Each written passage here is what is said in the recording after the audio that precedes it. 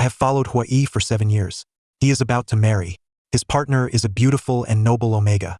The arrangement we had should have concluded naturally. However, Huai stated that I could make one request of him. I wiped the sweat from my brow, straining to maneuver my heavy suitcase out. I was momentarily taken aback by his words. There's nothing, we're brothers, no need for formality. The news of Huai's upcoming nuptials reached me through the television. The tall man embraced a somewhat petite and refined figure, his expression impassive before the camera. Yes, we are getting married. I patiently watched the entirety of the press conference before switching off the television. Once it was off, I suddenly felt a chill run down my spine. Indeed, seeing a man holding another man's waist still seemed rather strange. Lost in thought for a moment, I abruptly remembered that Huai would be returning soon, so I hurried to the kitchen to prepare dinner. When Huai walked in, I had just finished cooking 4 dishes and a soup. At the dining table, I initially intended to inquire about his engagement, but recalling his frequent admonitions of silence during meals, I quietly closed my mouth. In the end, it was he who broke the silence first. What's wrong? I've never seen you this quiet during dinner. Given his tacit permission, I finally found my voice. Huai, you are getting married? He nodded, offering no further reaction. I was utterly perplexed. What about me? Huai paused in his actions, looking up at me with mild confusion. What's the matter? It doesn't concern you, you will continue to reside here as always. I will arrange a separate residence for him. I sighed, still struggling to adapt to the melodrama of this world. 2. I endeavored to correct Huai's perspective. Since you are about to marry, you should sever ties with me completely. How could you betray your fiancée? Huai furrowed his brow, evidently perplexed. What do you mean? Are you leaving me? Realizing that his domineering tendencies were about to surface, I hastily soothed him. No. What I mean is that my presence could adversely affect your marriage. Moreover, your union is significant to both our companies and must be treated with utmost seriousness. Such a reasonable argument seemed to resonate with Huai, and he gradually relaxed his furrowed brow. That makes sense. I felt a sense of relief, only to hear him urgently pivot the conversation. But I don't want to part ways with you. Huh? Do you have feelings for me? The moment the question escaped my lips, Huai froze completely. After a lengthy pause, he finally uttered, "You are my Omega." In response, I waved dismissively. Oh, what of it? It's not as if there's a lifelong mark. Huai and I exchanged incredulous looks. He appeared somewhat vexed while I remained unperturbed. Still, it's unacceptable. Cannot agree. Aware that further entanglement with him would yield no fruitful outcome, I merely pouted and fell silent. He may have disagreed, but many others would surely concur. 3. That evening, for reasons unknown, Huai was particularly clingy. He even forwent showering, insisting on remaining by my side. Exhausted, I refrained from inquiring about his peculiar behavior.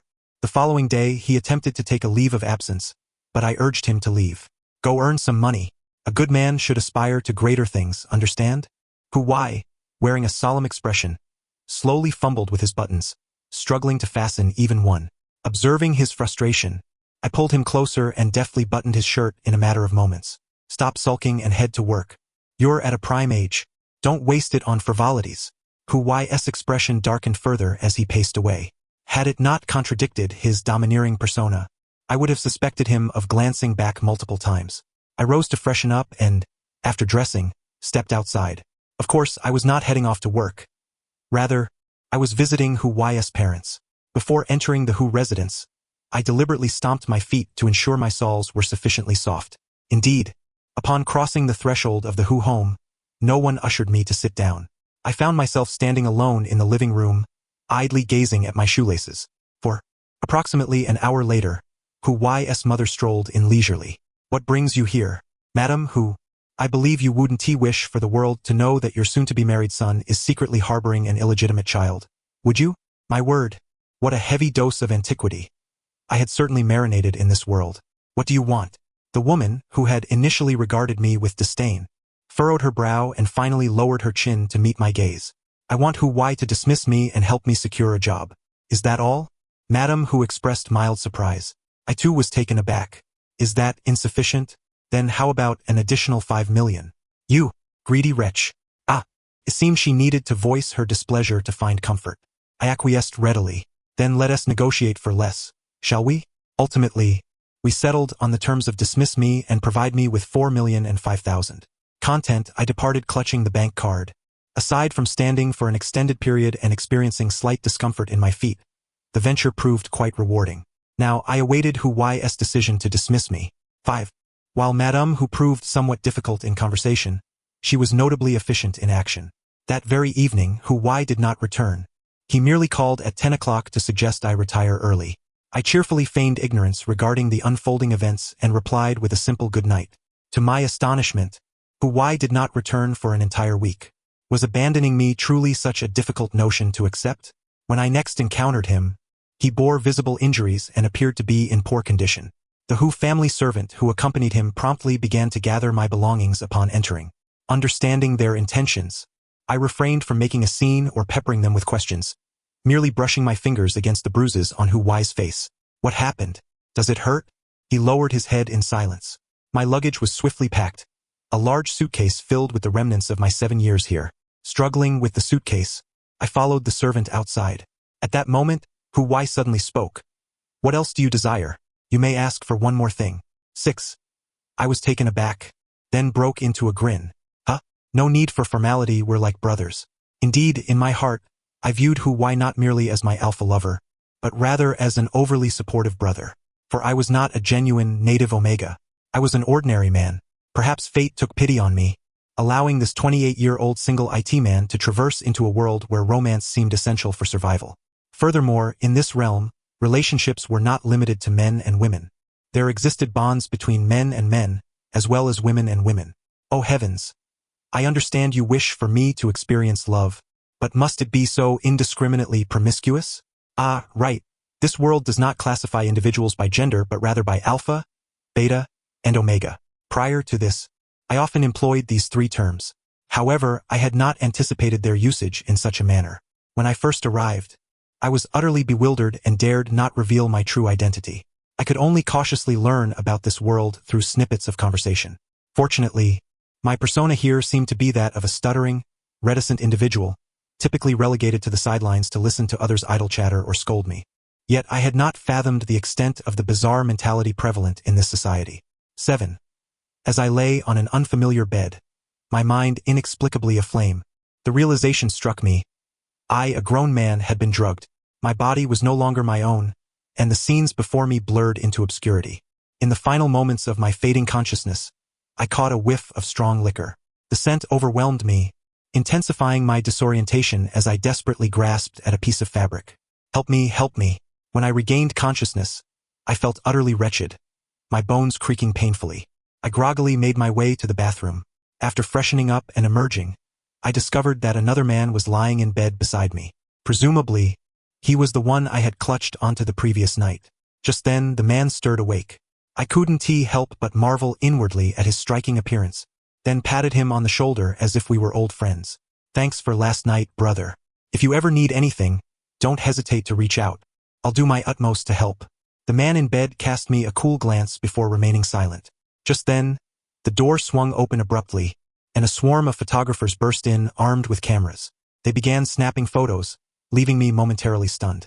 Meanwhile, the man in bed calmly rose, exposing his bare torso, and headed to the bathroom. I stood there, exchanging bewildered glances with the crowd, until someone inquired, Mr. G, may I inquire if you intend to openly defy the G family at this moment? Mr. G, what is your relationship with that alpha? Mr. G. My head throbbed from the incessant barrage of questions, and I hastily raised my hand. Stop, stop, stop. I merely spent one night lying next to a man. What's all the fuss about? A momentary hush fell over the crowd, followed by a collective gasp. Then the clamor grew even louder. I was utterly exasperated, and in a fit of frustration, I stormed out.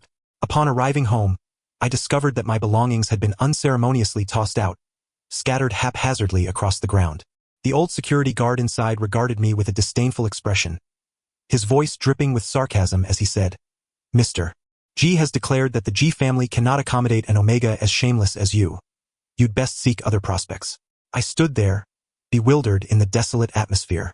This scene felt eerily reminiscent of an antiquated romance novel featuring a domineering CEO. However, I was certainly no luck-favored Mary Sue protagonist. I could only gather my meager belongings and find lodgings in a dilapidated hotel. As one of the least favored illegitimate children of the G family, my finances were painfully tight. Aside from rent, affording meals was a challenge. I had contemplated finding a job to support myself, but to my dismay, even manual labor was out of reach. They claimed that the G family forbade any company from hiring me, lest they fall afoul of the G family. I couldn't help but lament the terrifying power of this wretched Mary Sue narrative. In my moment of despair, I encountered Huai, the very brother who had aided me that fateful night. However, our subsequent meeting lacked romance and instead nearly led to a scene worthy of a courtroom drama. His car nearly scraped against my fragile form. Yet, when I straightened up and spotted him, I felt a surge of gratitude. Oh my goodness, good brother, how is it that you appear whenever I'm in trouble? Are you an angel? Woe is me. He merely shot me a cold glance before turning to leave. In a moment of desperation, I crouched down and clung to his leg. Brother, good brother, can't you see this through to the end? Please, take me along. Huai remained impassive, his tone devoid of any warmth. I am not your brother. Well, I certainly knew that. Then shall I call you comrade? Help me once more, will you? I promise to be your devoted servant in return. I was at my wit's end. Huai was the only person in this world who had shown me kindness. Thus, I resolved to cling to him. Huai frowned at me, as though he couldn't comprehend my actions. I have a car. I don't require a servant. How peculiar, he was even stranger than I. Well, I can do housework, cook, and keep you warm. I gazed at him imploringly, listing all the things I could do. We stood there in the street, locked in a stalemate until his secretary finally interjected. Mr. Hua, the banquet your wife is hosting is about to commence. We should leave. Upon hearing this, Huai's brow furrowed even deeper. The secretary, noticing his worsening mood, hurriedly added, Mr. Hua, you truly cannot miss this. Both Mrs. Hua and Mr. Hua are quite keen on your union. Huai closed his eyes, appearing somewhat irritated. Understood. After surveying the two of us, I, being exceptionally clever, moved closer to Huai and whispered in his ear, you don't wish to enter into this union? Allow me to assist you. My eyes sparkled with hope. Yet, he regarded me with skepticism. You? How do you intend to help? I can pretend to be your Omega, and I'm aware of the symptoms of an Omega-S pregnancy. I can convincingly play the part. He continued to scrutinize me with doubt, prompting me to impulsively grasp his hand. Trust me just this once. It will be worth your while, good brother. Fine, I'll give you a chance. But if I mess it up, I'll spin around and kowtow to you. No need for that. With the prospect of a steady meal ticket in sight, I was elated, leaping into his luxury car and waving at him. Come on, get in. Inside the car, we exchanged brief information, and he even took me shopping for a new outfit. I squeezed the soft fabric in my hands, marveling at its quality. Huai glanced at me several times but ultimately said nothing. I, however, felt no burden and flashed him a bright smile. The clothes you bought are truly comfortable and stylish. I haven't worn anything this fine in ages. He hesitated, finally managing to utter, if you perform well this time, I might buy you a few more pieces. I was not one to be coy, and I graciously expressed my gratitude. Really? You're such a good person. Upon arriving at our destination, he exited the car first. I, however, altered my previously carefree demeanor, shrinking into myself as I edged closer to Huai, clutching his sleeve. Feeling his probing gaze, I felt compelled to remind him, be mindful. I am currently your beloved Omega whom you have yet to introduce to your parents, the pitiful soul who will shield you from this union. You must cherish and care for me. He paused momentarily, then hesitantly grasped my hand. Goodness, at our age, why were we indulging in such innocent love? Frustrated, I guided his hand to my waist. He reacted as though scalded, nearly pulling away. I hissed, gritting my teeth, husband, hold me close. What, are we in some shameful relationship? He seemed taken aback by my term of endearment, his pupils dilating. Yet, soon enough, he complied and tightened his embrace around me. I felt a surge of satisfaction and resumed my startled rabbit expression, anxiously surveying our surroundings. No matter what, this luxurious meal ticket was mine to secure. Once inside, I was taken aback by the stunning array of individuals. Had I not been currently identified as Huai's boyfriend, I would have been utterly mesmerized. Huai, however, displayed remarkable composure, steadily addressing the elegantly poised woman seated at the center. Mother, I have arrived.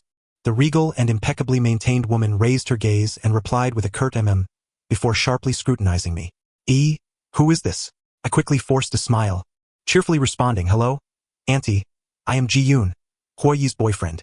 Upon hearing my reply, the woman remained silent, instead surveying me from head to toe. Her gaze was far from friendly. It felt more like she was appraising a product. After a prolonged silence, She finally concluded, "Ai, you have been reckless once more." Her condescending tone implied that neither I nor Huai held any significance in her eyes. Yet, Huai, seemingly unfazed, replied with a calm dignity, "Mother, I apologize for disappointing you. However, I now indeed have an omega, and as for the matter of marriage, I must respectfully decline." Goodness! Their exchange resembled a melodramatic soap opera from primetime television. What should I do if I found it amusing? The woman was evidently incensed, striking the table forcefully. "Damn it! Is this something you can refuse? Kneel." Goodness, there are so many people here, and Hoi is no longer a child. How could he possibly kneel? Yet, Hoi knelt. I followed suit. For reasons unknown, at the moment Hoi descended to the floor, my legs also wavered slightly. Perhaps it was out of camaraderie, not wanting him to feel awkward, or had I simply become engrossed in the scene. As I yielded to the moment and knelt down, the floor echoed with two dull thuds. One was Hoi's, the other was mine. Hoi heard it and turned his head to glance at me. Unaccountably, I mouthed the words, "It's all right. I'm with you." The woman, upon seeing both of us kneeling, grew even more furious, snatching a teacup from the table and hurling it towards me. I was caught off guard, but Hoi shielded me. Truly, a man among men, a brother among brothers. I was moved, resolved to perform this charade impeccably for him. I embraced the man before me and, disregarding all else, exclaimed, "We are truly in love. Please, grant us your blessing." It was a somewhat cliché tactic, yet effective. The woman, who had been seated on the sofa, finally stood up, losing a semblance of her composure. "An unnamed Omega dares to come to the Hua family to speak of true love? Do you take me for a fool? Forgive me, I am not well versed in soap operas, and for a moment, I truly did not grasp the full meaning of her words. I merely stared blankly and, with considerable bravado, retorted, "I have a name. It is Ji-yoon." It wasn't until I noticed others around us stifling laughter, and saw Hoi looking at me with a dumbfounded expression, that I finally understood. Oh, she meant that I was an unknown in the upper echelons, a nobody. How embarrassing. I felt a twinge of awkwardness and quietly apologized to Hoi. "Sorry. My knowledge is rather limited." Hoi shook his head, signaling that it was all right, and then helped me to my feet. "Mother, we truly love each other, and moreover, he is already carrying my child." Goodness, that revelation came rather swiftly. I clumsily covered my belly, feigning weakness, and leaned into Ho-Yi's embrace. The expression on Ho-Yi's mother's face turned distinctly sour. She was about to speak, but I interjected, Hoi, my stomach. It hurts." I exaggeratedly clutched at Hoi's collar, tears welling up in my eyes. Hoi played his role splendidly, lifting me in a princess carry, and as we departed, he did not forget to address his mother. "Mother, we shall take our leave. Let the matter of the union be forgotten." He carried me to the car with great gentleness. Once we had left the estate, I finally regained my composure and wiped away my tears. Hoi then inquired, "Do you need to go to the hospital?" I patted my belly and smiled at him. "To what hospital? There's nothing in my stomach but air. I'm perfectly healthy." "Then let us go eat. What do you wish to have?" How perceptive. I was nearly starry-eyed with joy. Anything is fine. Though I had said anything would do, once seated in a lavish restaurant, I felt a twinge of anxiety. Surely, this place wouldn't leave us hungry? As anticipated, the portions served were minuscule, and I refrained from devouring my food ravenously, fearing that a single misstep might deprive me of a bite. Indeed, I was still hungry, but I felt too embarrassed to voice it. The prices here were simply outrageous. I finished my meal quicker than Hoi and gazed longingly at his plate. Despite my overtly direct stare, Hoi continued to eat at a leisurely and elegant pace, taking the time to inquire, "Are you full? Would you like to order more?" I shook my head, somewhat reluctantly. I thought to myself, perhaps I could sneak out later for some skewers. Knowing I had nowhere to stay, Hoi brought me back to his home. "Feel free to choose a room. I may need your assistance with matters like today's in the future." I patted my chest, indicating that I had no problem with it. Naturally, I settled in, but at midnight hunger struck me. I stealthily crept downstairs, intent on finding nearby eateries. To my dismay, not a single food stall was in sight. I was so engrossed in my search that I failed to notice someone had appeared before me until I bumped into a solid chest. The man, with a stern expression, furrowed his brows, appearing somewhat intimidating. "What are you doing?" I stammered, unable to articulate my thoughts. How could I confess that I hadn't eaten enough during dinner? That would surely crush the heart of my benefactor. I can't sleep." "Can't sleep? Or are you hiding something?" "Ji-yoon, stop pretending, admit it." "Are you?" "All right, I admit it. I truly didn't eat enough earlier, but I'm really grateful for the meal. It was delicious, but I have quite the appetite. I'm so sorry. It turned out he had already guessed. Oh dear. My insatiable hunger was quite embarrassing. My face flushed, and I dared not meet Hoi's gaze. So you merely got up to find food? Yes. I looked up at him, and in that moment, I realized we had both misunderstood each other. You didn't think I got up so late to search for your confidential documents, did you? So you truly got up just to eat? Yes, really. My stomach chose that moment to growl, providing me with newfound confidence. You see, even if I were to lie, it wouldn't. With the misunderstanding resolved, I lost interest in seeking food elsewhere. I rummaged through the kitchen and began boiling noodles and eggs. As I ate, I complained to Hoi, you say you suspect me of something, but I'm all alone. No one wants me. Even if I had information, who would I share it with? Besides, why would I sell your secrets? Clinging to your leg is enough for me to live well. Slurping the noodles, I became blissfully oblivious. Once I was satisfied, I thumped the table and proclaimed to Hoi, rest assured, as long as you provide me with soup and meat, I shall never betray you. Hoi looked at me with a mix of exasperation and disbelief, then turned away, as if unable to bear the sight. How ambitious. By the way, your pasta smells delightful. May I have another bowl? Go ahead. Eat as much as you like. Great. And what about you? Would you like some? Me? He looked at me in confusion, as if he couldn't understand why I was asking. Yes, you didn't eat much tonight either. Do you want some more? Not eating enough can lead to stomach issues. How do you know I have stomach problems? Turned out he indeed did. I waved my hand dismissively, adopting an air of expertise. Oh, 9 out of 10 domineering CEOs are ill, 1 is a lunatic, and the remaining 8 have stomach ailments. It's a rule of thumb. Where does that rule come from? Is there scientific evidence for it? None, it's all experience. Let me prepare some for you. After all, if you can't eat it, I'll take care of it, all right? Without waiting for his consent, I promptly set about preparing 2 servings. Starved after these past couple of days, I simply couldn't stop. Hoi stood beside me, watching as I busily added ingredients to the pot. Can it really be delicious? Guaranteed. I added ingredients with confidence, occasionally boasting about my survival skills to Hoi. He appeared imposing and intimidating, but when he spoke or acted, he resembled a robot in demeanor. Meticulously adhering to the rules, it was as if he were operating according to a predetermined program. Quite intriguing, indeed. Ultimately, I found myself unable to procure even a single noodle from Hoi. He didn't even leave me a drop of broth. Yet, gazing at the pristine bottom of the bowl, I felt a flicker of pride within me. Behold, my modest culinary skills are truly remarkable. This sentiment even softened the way I regarded Hoi, and I smiled warmly, resting my chin on my hand as I looked at him. So how was it? Are you full? Wasn't it delicious? He remained stoic, adhering to his usual demeanor. Yes, it was good. I raised an eyebrow, feeling a swell of pride.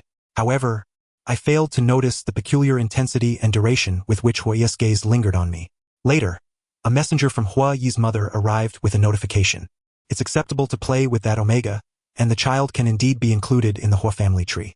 However, the marriage must proceed, and cannot be evaded. I scoffed, a million objections bubbling within me. In front of the messenger, I impulsively embraced Hua.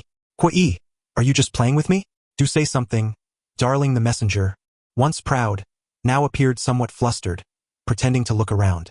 Hua indulgently patted me. It's not merely a game. Don't overthink it. The messenger couldn't help but interject.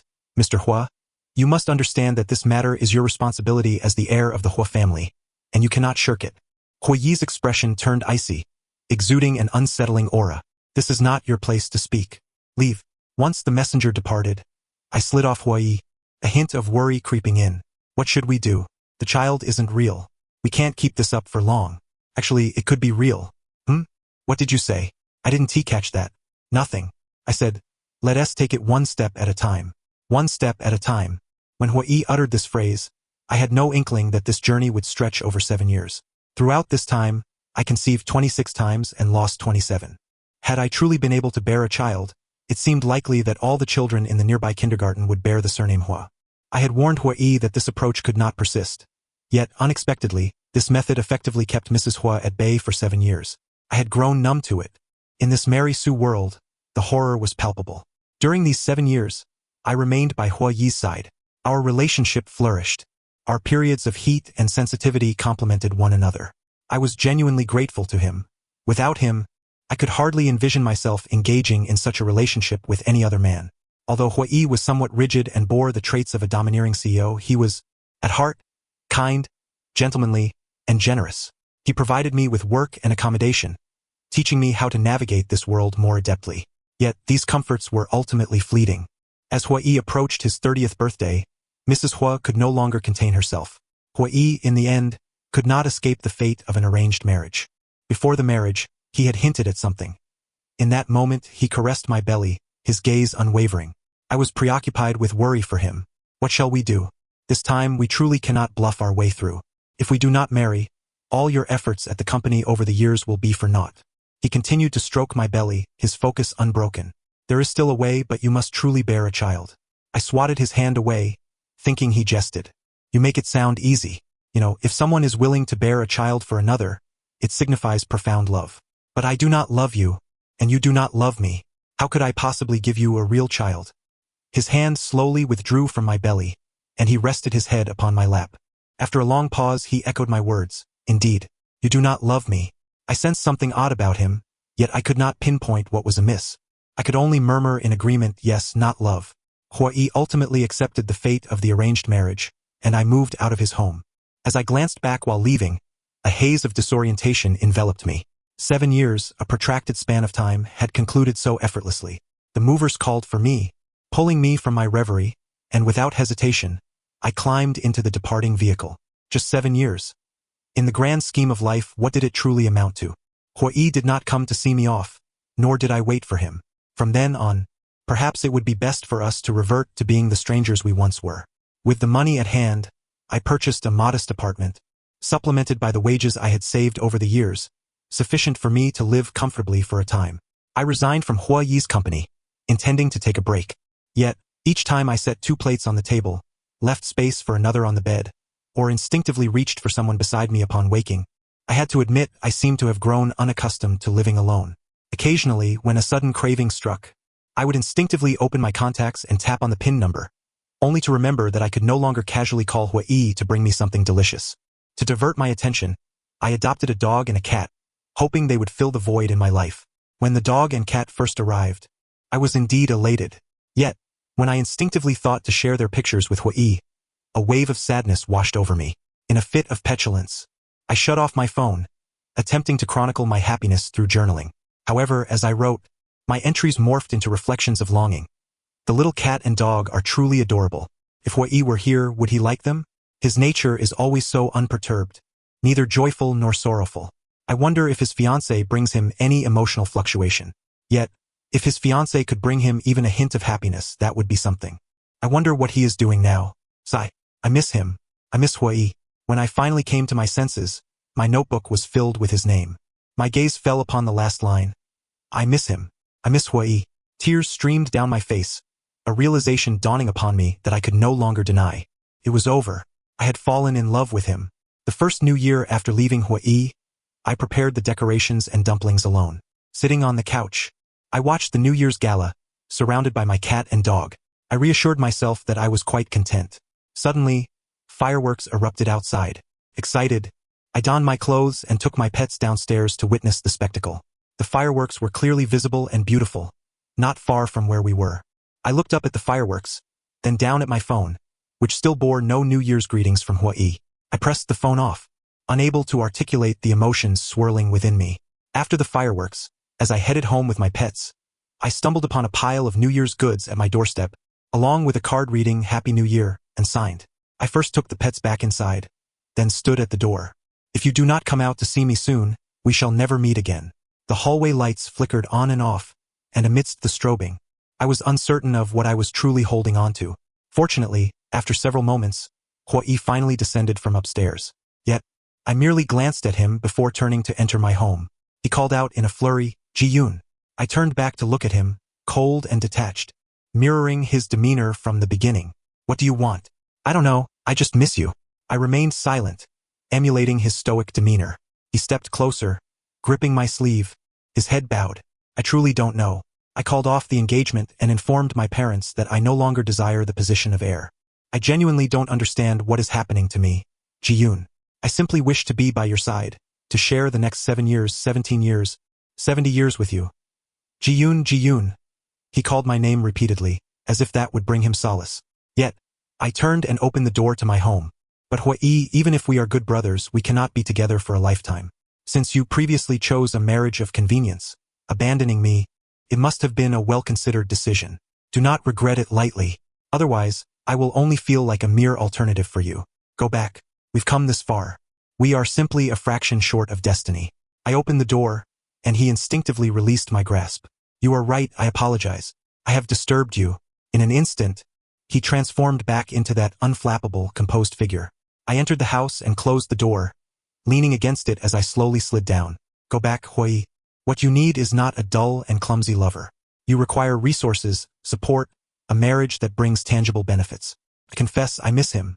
However, the moment he uttered those words, my heartache eclipsed my longing.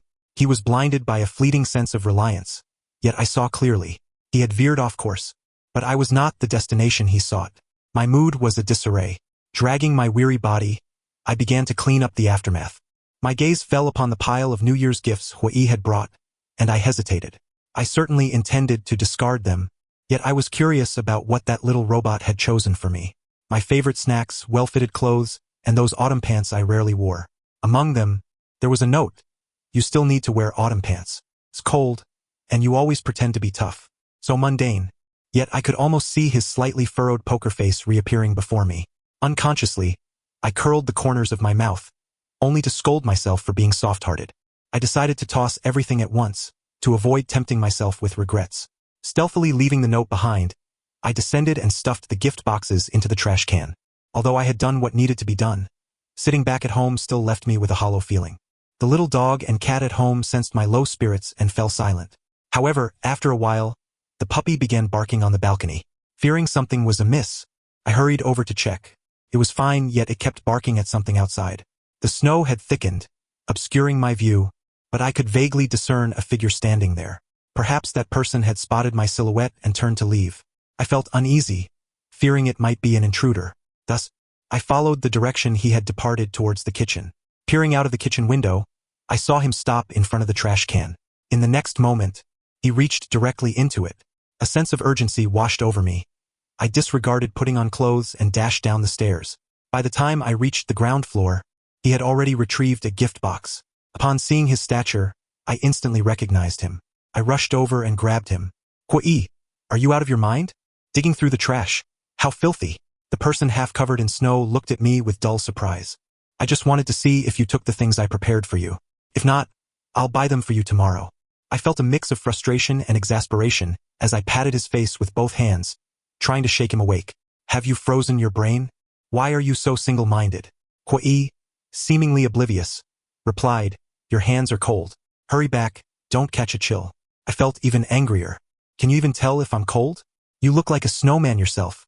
He remained silent, urging me instead. Please go back. You will get sick. My temper flared, and I crossed my arms, glaring at him. He attempted to reach for me, but halfway through, he hesitated and withdrew his hand, awkwardly rubbing it against his coat. My hands are dirty. I can't touch you. Please go back. I will leave now and you won't have to see me. He turned away, his steps shaky, clearly frozen. I grasped his arm, feeling a sense of helplessness. Where do you think you're going? Hwee, you truly have no talent for comforting anyone. He turned back, looking at me with a mix of confusion and hope. He seemed unable to avert his gaze, staring intently at me. In that mutual gaze, the one who falters first is invariably the one who surrenders. I sighed, deciding to indulge my feelings for once. Yet, as I opened my mouth, I heard him say, Ji-yoon, may I kiss you? I looked at him incredulously. This was not something he would typically say. He bit his lip, seemingly surprised by his own words. I apologize, I spoke without thinking. There was no need for hesitation. I lifted my chin and leaned in. My lips first touched the cold snow, then met his cool lips. It was a fleeting contact. From now on, remember to let actions precede thoughts, not words. Only then can you win someone over. Do you understand? Whether he could win someone over remained uncertain, but he could certainly win me over. Who would have thought I would have to teach him how to pursue me? However, he learned quickly. He opened his coat and wrapped me within it before leaning in to kiss. He tenderly warmed my lips first. Then, clearing his throat, ventured into deeper territory. As the kiss concluded, I rested my head against his chest, catching my breath. To my surprise, he suddenly asked, "Ji-yoon, have you lost weight? Are you skipping breakfast again?" I shot him a sidelong glance, slightly annoyed at his lack of sensitivity. I stepped out of his embrace and walked towards the lit hallway. No footsteps followed, so I looked back to find him still standing by the trash can. His clothes, disheveled from my presence, were dusted with snow, resembling someone abandoned. I sighed and called out, "What are you dawdling for? Come here, let's go home." He practically jogged to my side. "Were you calling me? Am I allowed in? What? Are you hesitant about entering my humble abode? Although this house is indeed smaller than yours, Hoi, if you are willing to move in, I believe it could qualify as our home. What do you think?" By the end, I feigned a light-hearted tone, but in truth, I felt slightly anxious, my palms damp with sweat. Hoi came to his senses and grasped my hand in return, appearing somewhat nervous. "Can we really have a home together?" "Of course, we can. Forget about whether it is appropriate or not. Let others seek a sensible partnership. All I desire is a heart that cannot be buried by a heavy snowfall." Epilogue. Hoi's perspective. In the predetermined course of events, I would become embroiled in a convoluted relationship with Ji-yoon due to treachery. He would threaten me to be his protector, while I would leverage him to fend off marriage pressures. He would pursue me relentlessly because of my status, and I would grow increasingly weary of him. Ultimately, I would capitulate to my parents' arranged marriage and fall in love with my Omega wife after the wedding. Yet, despite the fact that events unfolded as prescribed, I find myself compelled to inquire, what is love? Standing beside my fiancé, I cannot help but ponder the whereabouts of Ji-yoon. How does he fare? Is he well-fed and clad? Is he free from harassment? Does this constitute love for my fiancé? I confess my confusion. I delve into the remnants of my past, recollecting Ji-yoon's insistence that I become his shield. Although he feigned tears in a comical manner, I could not overlook his frail attire and ashen complexion.